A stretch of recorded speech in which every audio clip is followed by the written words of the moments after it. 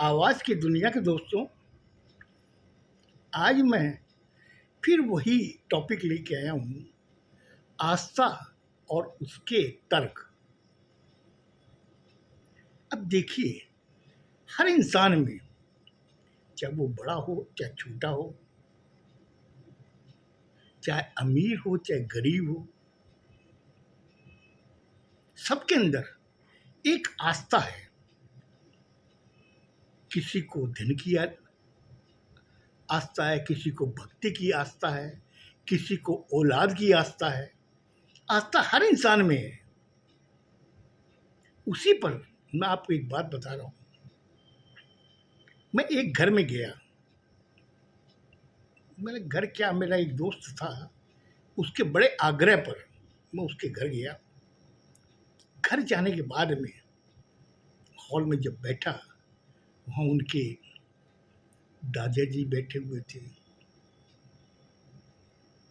और मेरा दोस्त बैठा हुआ था, उसका लड़का बैठा हुआ था और लड़के का लड़का बैठा हुआ था। उस लड़के की उम्र 10 साल होगी और मेरे दोस्त की उम्र करीब 40 साल, और उसका जो बेटा था उसकी उम्र 25 साल, और जो पड़पोता था उसकी उम्र 5 साल। वो दादाजी जो थे, जो वहाँ बैठे हुए सबसे बुजुर्ग सोफे पे, मैंने जब उनको देखा, उनके चेहरे पे काफ़ी गौरव था, इतनी गरिमा थी कि उसको देख के कोई बोल नहीं सकता कि ये इनकी उम्र कितनी होगी। मैंने अंदाज़ा लगाया कि इनकी उम्र ज़्यादा से ज़्यादा अगर होगी तो मुश्किल से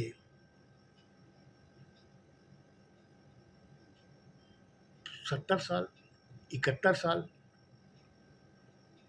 अचानक मेरी इच्छा हुई कि मैं उनसे पूछूं। मैंने अपने दोस्त से कहा कि हमने, तू बता, तेरे पापा की उम्र कितनी है? तब वो जो बैठे हुए थे, उन्होंने जब हम लोगों को आपस में बातें करते सुना तो उन्होंने कहा कि बेटा क्या पूछ रहे हो? मैंने कहा नहीं नहीं, ऐसी बात नहीं है, मैं इनसे खाली ये पूछ रहा था कि आपकी उम्र कितनी है। बोला मैं इस समय 78 के करीब हूँ। मैंने कहा कि क्या बात कर रहे हैं आप? बोला हाँ। मैंने, अंकल आपकी उम्र 78 तो लगती नहीं है, आप तो मैक्सिमम 70 और 71 से बेसी नहीं लगते हैं। जिस हिसाब से आपने शरीर मेंटेन कर रखा है, उस हिसाब से आप तो नहीं लगते। बोले बेटा, इस समय, इस उम्र में हमें अपना शरीर का ख्याल रखना पड़ेगा। हम जब लोग ख्याल रखते हैं तो शरीर हमारा ख्याल रखता है। मैंने कहा अंकल ये बात कैसे बोल रहे हो कि आप शरीर का ख्याल रखते हो तो शरीर आपका ख्याल रखता है? मैंने कहा मैं इसलिए बता रहा हूँ कि बेटा, बात ये है कि इस उम्र में आने के बाद में हम अगर शरीर का ख्याल रखेंगे तो शरीर हमारा ख्याल रखेगा। वो मैंने इस संदर्भ में कहा कि आज मेरी उम्र कितनी है, 78, जबकि 75 होते होते वो ऊपर चले जाते हैं और पीछे छोड़ जाते हैं भरा पूरा परिवार। लेकिन मैं अभी तक तुम्हारे सामने हूँ, इसका यही कारण है कि मैं शरीर का ख्याल रखता हूँ और शरीर मेरा ख्याल रखता है। जब उन्होंने ये चीज़ जो बताई, मेरे वाकई बड़ी गले गले उतर गई बात। हमने, अंकल जी आपने जो चीज़ कही बहुत अच्छा लगा। अच्छा, आपके कोई तरीके की बीमारी? बोले नहीं बेटा, अभी तक तो कोई बीमारी नहीं है, न तो मेरे ब्लड प्रेशर है, ना मेरे शुगर है, और चलने फिरने में भी कोई तकलीफ नहीं है। ईश्वर की इच्छा से, ईश्वर की दया से एकदम तंदुरुस्त हूँ। तो मैंने कहा अंकल जी आपको देख के तो लगता कि आप वाकई तंदुरुस्त हो, और वैसे ही आपका लड़का है, और लड़के का लड़का और उसका लड़का, यानी कि आपका पड़पोता आपके साथ बैठा हुआ है 5 साल का। मतलब ये नज़ारा हर घर में नहीं दिखाई देता है। वाकई आप बहुत भाग्यशाली हो कि आप 4 पीढ़ी हॉल में बैठे हुए एक साथ में। ये मुझे लगता है कि 100 में से कोई एक घर होगा जहाँ पर इस तरीके की 4 पीढ़ी बैठती है, जिसमें एक घर आपका है। मैंने कहा बेटा देखो बात ये है कि ये सब ईश्वर की इच्छा है, क्योंकि हम सबकी बागडोर जो है ना वो ईश्वर के हाथ में है। वो कब किसकी डोर खींचेगा ये न तो तुम जानते हो न मैं जानता हूँ। अभी मैं तुमसे बात कर रहा हूँ, तुम्हें तंदुरुस्त लग रहा हूँ, मेरे कोई तरीके की बीमारी नहीं है, लेकिन अगर कल तुम आओ और तुम्हें पता चला कि अंकल जी तो नहीं रहे, क्योंकि ये उसकी मर्जी है। उसने अब हम लोगों के तकदीर में कितना क्या लिखा है और कितना जीवन लिखा, कितनी सांसें लिखी है, वो वही जानता है। अगर ईश्वर जान जाए ना तो वो पागल हो जाएगा। ईश्वर को अगर इंसान को ये पता चल जाए कि उसके शरीर में कितनी सांसें हैं, वो एक पल भी जी नहीं पाएगा। इसीलिए ये सब चीज़ें उसने बहुत गोपनीय तरीके से अपने पास रखी है। मैंने कहा अंकल आपने बहुत आध्यात्मिक बातें बताई है, आपसे बात करके मेरा जी खुश हो गया, और मैं सोचता हूँ कि ज़्यादा नहीं तो हफ्ते में एक बार तो आपके पास आऊँ, आके आपसे ये सब चीज़ों के बारे में चर्चा करूँ। मैंने कहा बेटा जब तुम्हारी इच्छा तुम आ जाना, हम लोग तो अभी रिटायर्ड पर्सन हैं, हम भी खोजते रहते हैं कि कोई आए हमसे बात करे, हम उनको अपने अनुभव उनको बताएं। मैंने कहा कि एक चीज़ बताइए अंकल जी,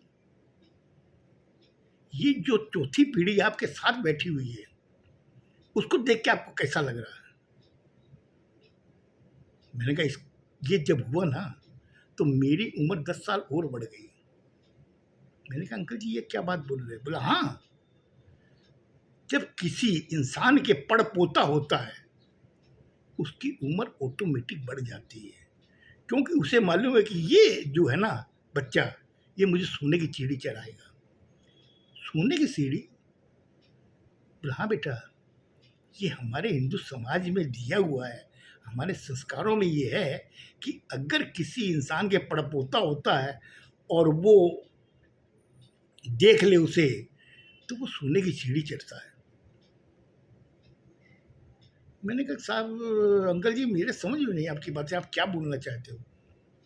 बोले बेटा अब मेरे से सुन, हम लोगों के अंदर एक श्रद्धा और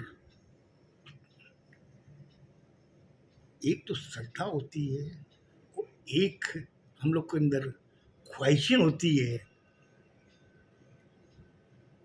और उसके हिसाब से जब मेरे लड़का हुआ मैं बहुत खुश हुआ, और इतना खुश हुआ कि मुझे मतलब कि हर चीज़ अच्छी लग रही थी।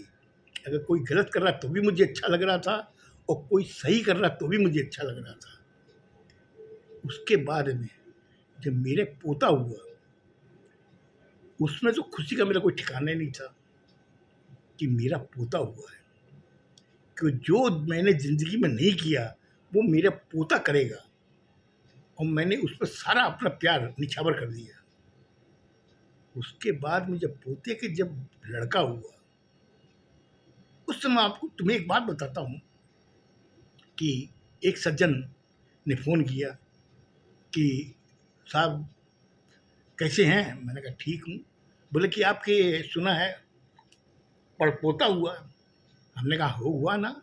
और मैं उस समय इतना खुश हो रहा था, ऐसा लग रहा था कि वो जो मोबाइल में मेरे से बात कर रहा था, मुझे ऐसा लग रहा था कि मैं मोबाइल से निकल के उसके सामने डांस करूं। अब सोचो कितनी बड़ी मुझे खुशी हो रही थी पड़पोते की। लेकिन अब एक चीज़ तुम मुझे बताओ कि पड़पोता आया, क्या लेकर के आया? बोले अंकल जी कुछ तो नहीं लाया। हमने कहा जब नहीं लाया तो फिर हमें खुशी किस चीज़ की थी? इतने खुश क्यों हो रहे थे? यही एक आस्था है। आस्था ये थी कि ये पड़पोता मुझे सोने की सीढ़ी चलाएगा, जबकि सोने की सीढ़ी ने तो तुमने देखी बेटा, और न मैंने अपनी ज़िंदगी में देखी है। लेकिन ये आस्था ही जो है ना, वो हमें बांधे रखती है कि हमें ये पड़पोता सोने की सीढ़ी चलाएगा। मेरे रिलेटिव में उनके भी पोते हैं, 2 पोते हैं। उनके दोनों बहू प्रेग्नेंट हुई, पहली बड़ी वाली हुई, होने के बाद में मुझे मालूम था कि इस दिन अमुक महीने में उनकी डिलीवरी होनी है। वो तारीख भी निकल गई। मैंने अचानक उनको फ़ोन किया। हमने कहा बहू रानी के क्या हुआ बेटा? भैया यार क्या बताएं, लड़की हुई है। मतलब इस तरीके से वो बोल रहे थे कि वो लड़की आते ही न जाने कितने लाखों का इनका नुकसान कर दिया। मैंने बड़ा मन में बड़ा ग्लानि महसूस हुई कि हमने ये इंसान किस तरीके का है।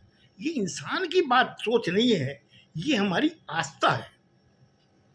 लड़की हुई है, अरे लड़की हुई तो तुम्हारा क्या ले ली? मुझे लगता है आज मैंने आपका ज़्यादा टाइम ले लिया। मैं कल बताऊंगा ये आस्था क्या है, हमारे शरीर में जड़ कैसे कर रखी है। सुनिएगा, अच्छा लगेगा आपको। खुश रहो, स्वस्थ रहो, धन्यवाद।